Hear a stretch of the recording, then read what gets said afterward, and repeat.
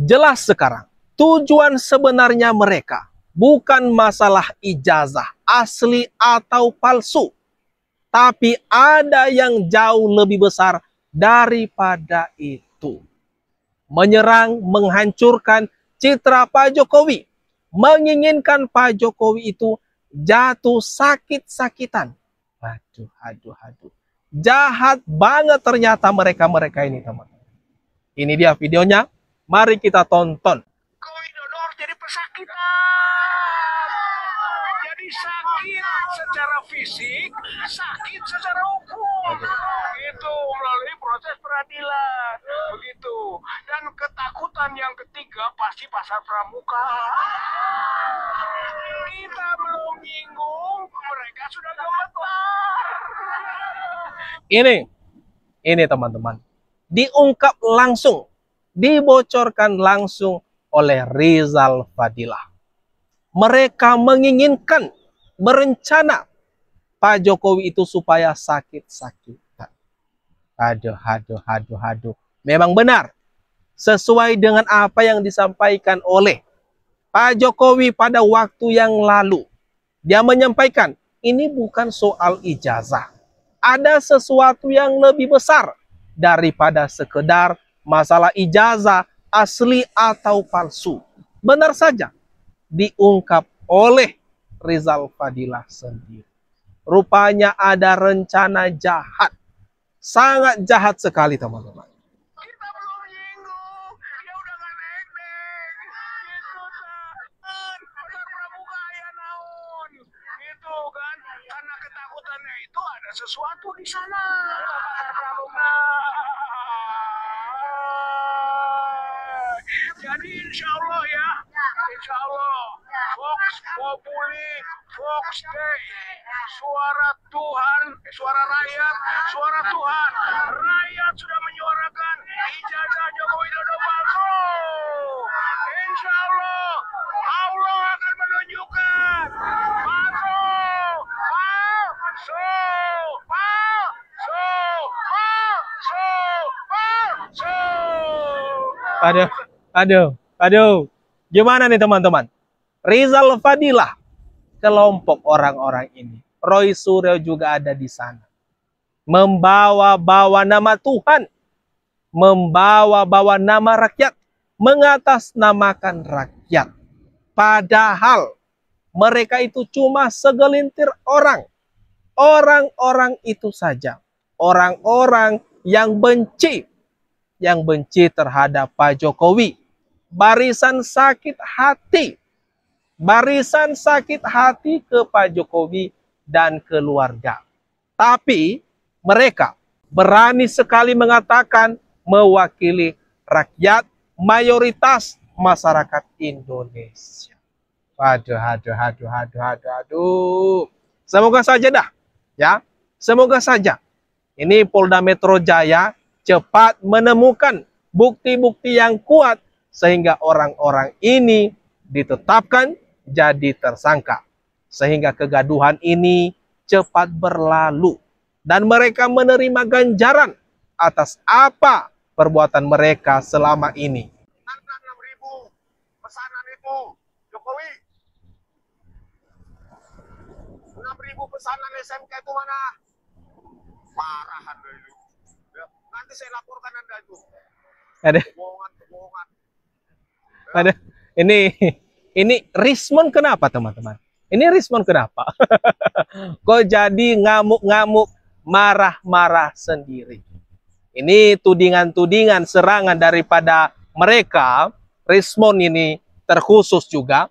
Udah nyerang ijazah Pak Jokowi, mengatakan 1000% meyakini kalau ijazah Pak Jokowi itu palsu. Kemudian sekarang malah membahas mengenai SMK. Mobil SMK. Aduh, gimana nih? Menjanjikan ini akan begini, begitu, mobil nasional. Bohong. Cuma mau di repair aja kok. Aduh. Ada ini Rismon kayak enggak ada kerjaan atau memang ini melampiaskan kekecewaannya karena nggak bisa menghadapi Pak Jokowi, karena nggak bisa membuktikan semua yang ditudingnya selama ini, sehingga melampiaskan dengan mengunjungi berbagai tempat. Ada banyak yang sudah dikunjungi oleh Rismond ini. Mungkin salah satu kemarin juga adalah tempat KKN-nya Pak Jokowi, sampai mewawancarai kepala desanya di sana. Dan kecewanya mereka, Rismond ini dan kawan-kawan di sana, perangkat desa di sana, mengakui kalau Pak Jokowi memang pernah melakukan KKN di tempat tersebut. Sekarang lagi dia mengunjungi. Dia mengunjungi ini teman-teman, tempat lokasi SMK, lalu sambil marah-marah. Kenapa? Udah panik. Kalau sebentar lagi, kalau siapa tahu nanti besok polisi mengumumkan siapa-siapa yang jadi tersangka atas semua kegaduhan ini. Mengirimkan tidak hanya foto digitalnya, tapi mengirimkan ijazah aslinya, Masya Allah. Oh. Mengirimkan dan dengan kepercayaan sangat penuh bagi kami untuk mempertontonkan kepada masyarakat. Dan ini kami memegang rahasia, kami memegang amanah. Kami belum akan mempertontonkan ijazah fisik aslinya meskipun ada. Kami di bawah Allah berkata bahwa itu ada di tangan kami. Tapi karena kami memegang amanah, kami belum akan mempertontonkan. Tapi saya tidak omong-omong. Ijazah itu sudah saya elah karena label analysis. Ya. Dan hasilnya kalau ini ijazah saya tampilkan. Nggak apa-apa, ijazah saya. Ini ada elahnya. Jadi di sini muncul masih ada fotonya, masih ada logonya, masih ada. Ya, gitu. Gimana teman-teman? Gimana nih Roy Suryo cara ngelesnya? Yang awalnya ngaku-ngaku memiliki ijazah asli, salah seorang katanya. Itu diserahkan langsung dan sudah ada di tangan Roy Suryo sekarang ini. Tetapi dia mengatakan dia tidak berani menunjukkannya ke publik. Entah drama apa lagi. Entah drama apa lagi yang dilakukan oleh Roy Suryo ini. Bukannya bersiap-siap, mempersiapkan segala bukti atas tudingan mereka yang dengan percaya diri menyampaikan kalau ijazah Pak Jokowi itu adalah palsu. Silakan kumpulkan buktinya. Malah main drama. Main drama seperti ini. Mengklaim tetapi tidak juga menunjukkan. Ada gimana nih teman-teman? Menurut kalian tingkah seperti yang dilakukan oleh Roy Suryo ini? Ya, indikatornya ya. Pencemaran nama baik, fitnah, itu sebenarnya dua hal yang berbeda. Tapi di dalam hal ini, dua-duanya itu terfulfill. Kenapa? Karena yang dituduhkan itu kepada Pak Jokowi adalah tindak pidana. Yang dituduhkan kan memalsukan ijazah. Aslinya nggak punya ijazah, tapi dia punya ijazah, itu tindak pidana. Artinya itu sudah persyaratan absolut untuk orang merasa tercemar dan untuk orang merasa difitnah. Wah. Itu sudah terlengkapi. Wah, itu yang pertama.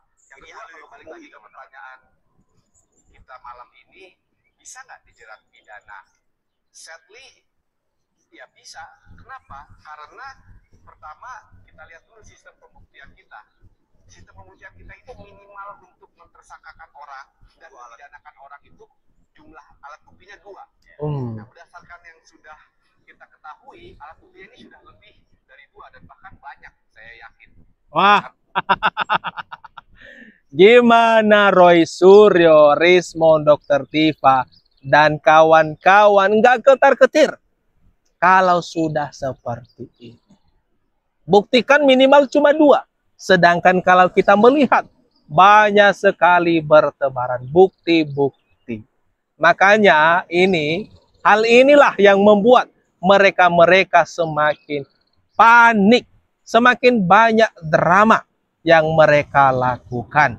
Ada juga upaya-upaya playing victim. Mengatakan seolah-olah mereka didiskriminalisasi. Mengatakan lagi, menuding, ini ada upaya pembungkaman. Itu bagian dari strategi mereka agar lolos dari jeratan hukum yang sedang menanti orang-orang ini. Ada tadi ya foto, lapor, keterangan bisa kalau pertanyaannya bisa atau tidak. Tetapi apakah pihak Rosio CS bisa melawan ini? Apakah dia mempunyai bukti pamungkas gitu ya? Yang tadi kita bicarakan, kan dia sedang distancing, memberikan jarak, mau mengatakan itu kebenaran yang dibuat-buat oleh alat negara. Saya punya kebenaran aslinya. Nah, klaim ini didukung nggak dengan bukti? Betul. Nah, ini misalnya tadi, salah satunya tadi Mbak Vena mengatakan skripsi misalnya. Kalau skripsinya itu ternyata dia tidak buat sendiri, dibuatin orang, nah ini juga salah satu bukti krusial. Bisa, tapi ada tidak yang bukti saksi atau dokumen untuk mengatakan itu? Kalau sejauh ini Waduh. Iya, kalau memang ada, berarti mereka ini Roy Suryo, Rismond, dan kawan-kawan itu berpeluang untuk bebas, berpeluang untuk menang. Tapi seperti yang kita tahu, teman-teman, Pak Jokowi, bagaimana reaksi dia selama ini? Santai-santai, adem-adem, malah menyala, berkobar-kobar, menyalakan api semangat di Kongres PSI.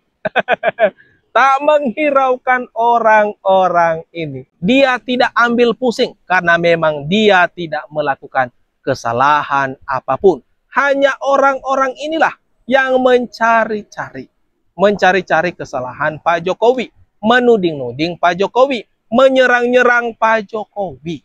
Nah, seperti yang kita tahu, itu adalah rencana kecil dari rencana agenda besar. Itu bagian dari strategi licik mereka. Dan ternyata memang ada jauh lebih besar. Ada rencana yang lebih besar yang sedang mereka upayakan, mereka rencanakan terhadap Pak Jokowi ini dan juga terhadap Mas Gibran, Wakil Presiden Republik Indonesia.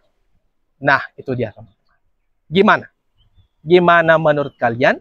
Jangan lupa teman-teman tinggalkan komentar terbaikmu di kolom komentar yang ada di bawah ini.